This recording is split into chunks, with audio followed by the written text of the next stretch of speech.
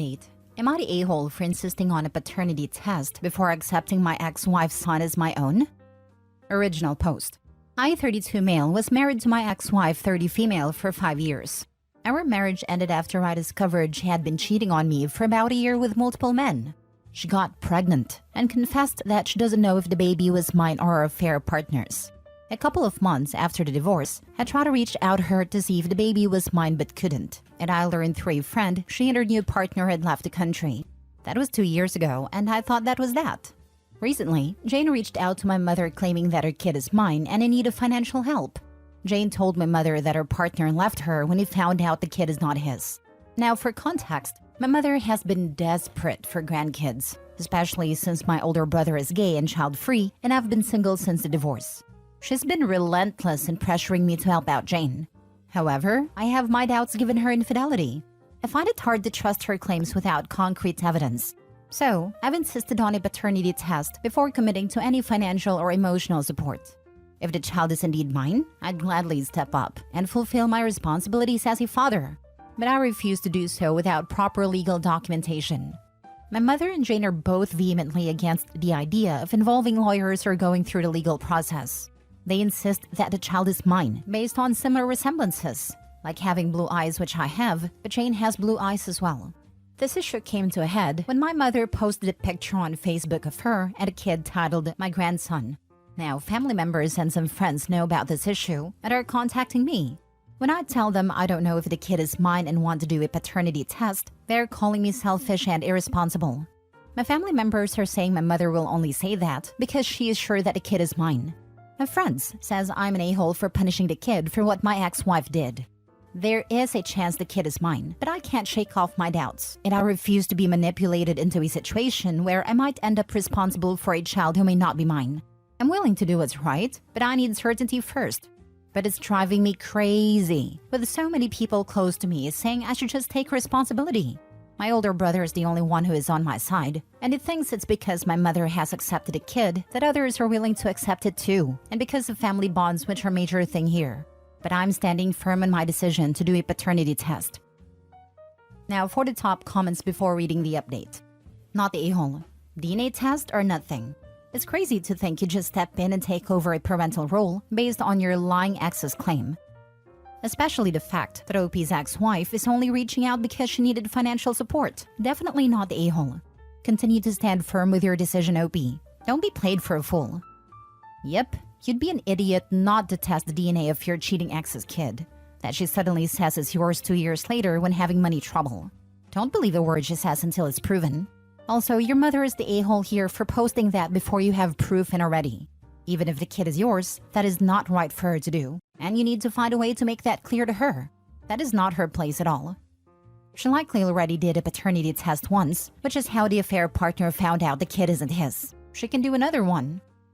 It's also very possible the kid is the affair partner's, and they just broke up because she cheated on him too, or whatever the reason. Maybe he's paying child support already.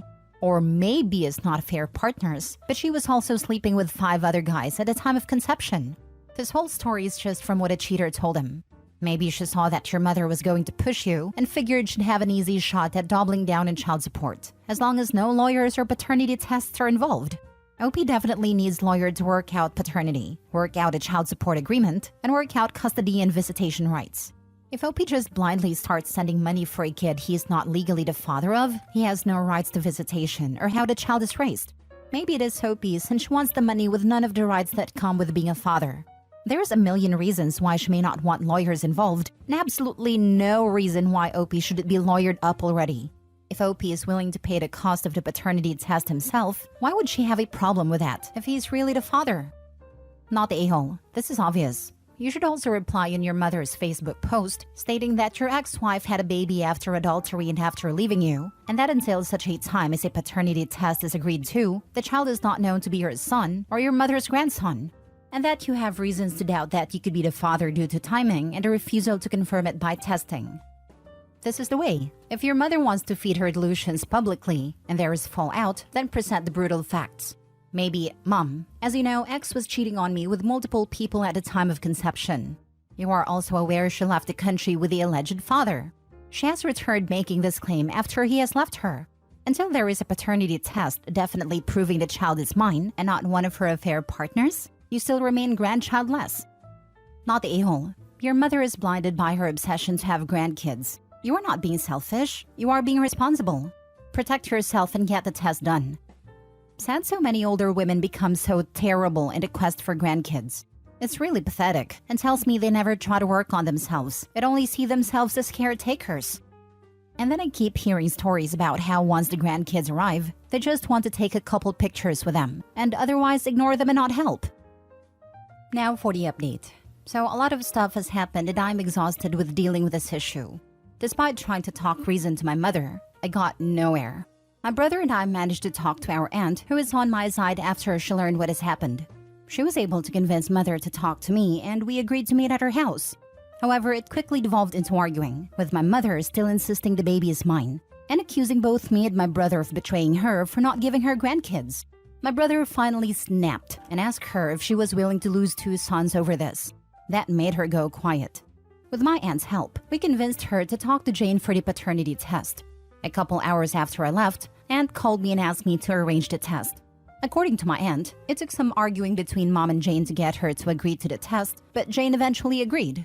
So I scheduled the test at a clinic, and the earliest appointment I could get was 3 days from that day. I relayed all of this to my mother and aunt and got the okay from them. The day before the test, my brother and I got a call from our aunt and she asked us to come to our mother's house ASAP. When we got there, we saw our mother sitting on a sofa crying.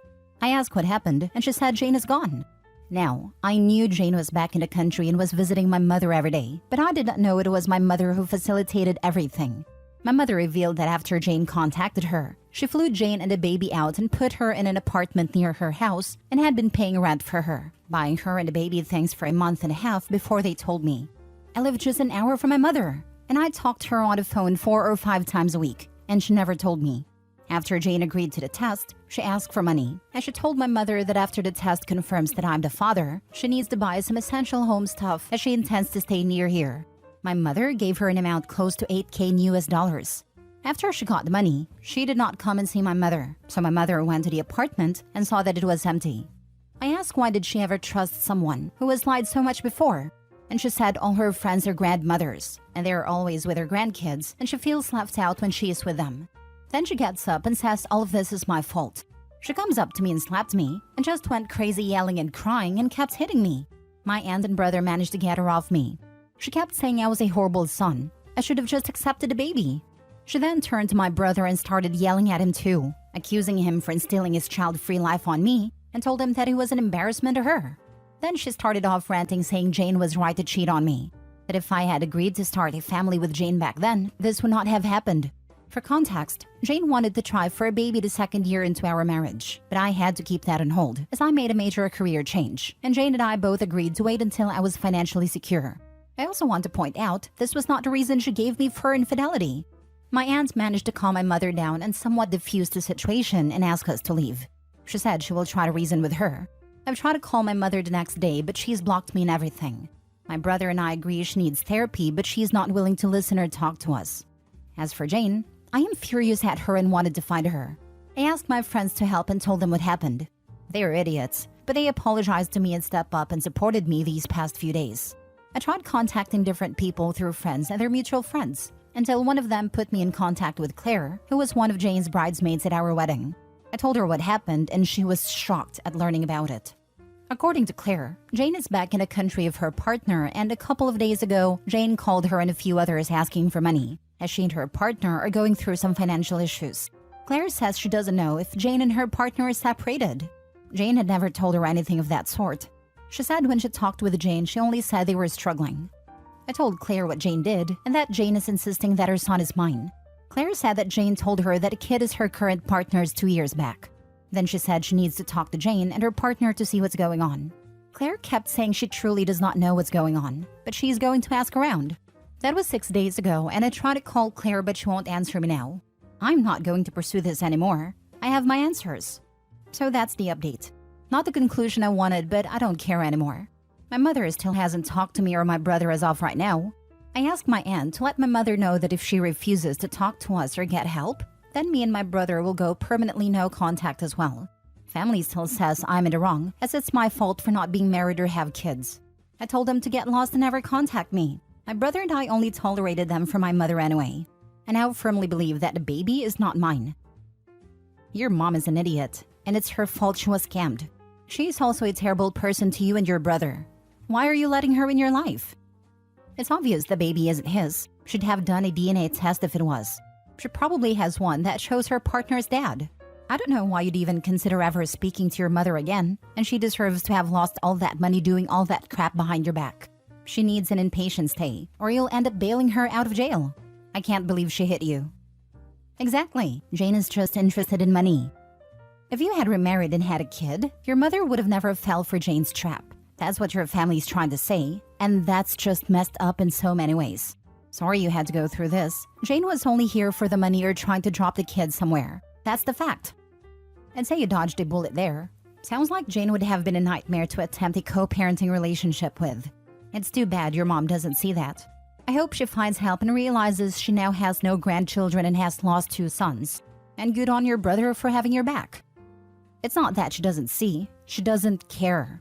She doesn't care how much pain she puts her children through, as long as she gets a grandchild to use as a pet. This isn't fair. All her friends have a pet grandchild. Those ungrateful sons. Your mom and Jane both sound crazy town banana pants. Good riddance to both of them. Exactly. If my mother assaulted me like this, I would not be calling her. Last story. Am I the a-hole for being upset after a wife went on a trip with a male co-worker? My wife and I have been married for 6 years and relatively happy, all things considered. I work in sales and I'm on the road a lot. She works as a teacher's assistant at an elementary school. The teacher she works for is male. A couple months ago, my wife, the teacher she works with, and 2 workers bought tickets for a concert out of town at the beach. The plan was for them to stay overnight and come home the next morning. I had to travel for work, otherwise I likely would have joined. The day of the trip, 2 of her co-workers, females, come down sick and can't go. On a short notice, no refunds were available for the hotel or the concert tickets. It felt off for my wife to go alone with her male co-worker, but long story short, they ended up going. Multiple rooms were booked, so I felt somewhat okay and trusted her. I was less comfortable with a male co-worker. He's basically her boss, as she's the teacher assistant in his classroom. Nothing specific, other than I've caught him staring a little too long at my wife's chest a few times. She has 36 double Ds, so guys do stare, I suppose. Also, he competes in CrossFit on the side and is in tremendous shape. At times he seems too friendly, borderline flirty with my wife. So the night of the concert, I'm alone in a hotel room on the road, and my thoughts get the better of me. I turned on the Find My phone and noticed that my wife's phone is not at a concert venue, but rather at the hotel. I checked sporadically throughout the evening, and her phone never moved, when she should have been at a concert. She also never returned my call/text that night. I finally heard from her the next day at lunchtime, when she texted to say she was heading home. She was originally planning to go back home first thing in the morning, but she said they decided to go spend some time on the beach. I had been checking her phone again that morning, and again, it never left the hotel. When I got home that evening, I confronted her about the phone location. She exploded in anger and asked why I was spying on her. In the end, she said she forgot it at the hotel when they went to the concert and left it in the room the next morning because she didn't want to lose it/drop it at the beach. The whole thing felt off. Am I the a-hole, or am I justified in being suspicious here? Now for the top comments. Once, I can see. Twice in a row is iffy. Not the a-hole. She's married and should not be putting herself in compromising situations. The co-workers probably were never even going in the first place, and it's unlikely that your wife and her boss got separate rooms. He's staring at your wife's in front of you. Exactly. I'm a married dude. I've got a few close female friends. I would never put myself in a situation like this. At best, she's lying to you. You know your wife. You know the truth. Don't wait to prove what you know. Not the a-hole. Most concert tickets are digital nowadays. Were hers not? The idea of her being in a new town with a coworker and not having her phone on her is at best irresponsible. Did she pack the right things to go to the beach? If it was a last-minute plan, she would have been ill-prepared for a beach day. Too many coincidences here. I had no idea what she packed, since I was out of town myself.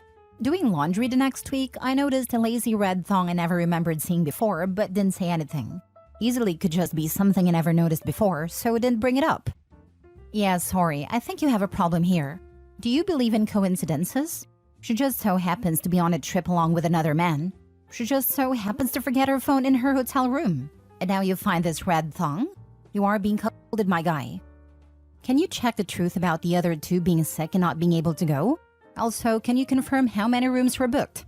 And lastly, can you confirm the purchase of the tickets and if they were electronic? It sounds like she hasn't been truthful. Final point is, why did she contact you when she got back to her phone, either after the concert or in the morning? So, hotel with a guy, doesn't answer her phone location doesn't move, and a red thong. She's for the streets. Not the a-hole. I'd be suspicious too. Unfortunately, you played your hand too soon. So if she's having an affair, she's going to be extra vigilant now. I think the best move here is to keep a mental note of everything and sweep it under the rug. As in, pretend you forgot about it or whatever. This may embolden her to do something dumb like what you just did. But she has given you a reason to doubt her. The thong is also very sus. I really hope she's not having an affair and that this is a giant misunderstanding. No matter what happens, you gotta look out and take care of yourself. Don't forget that. Appreciate your comment. Thank you. Her exploding at you is not a good sign. Me thinks she doth protest too much and all that.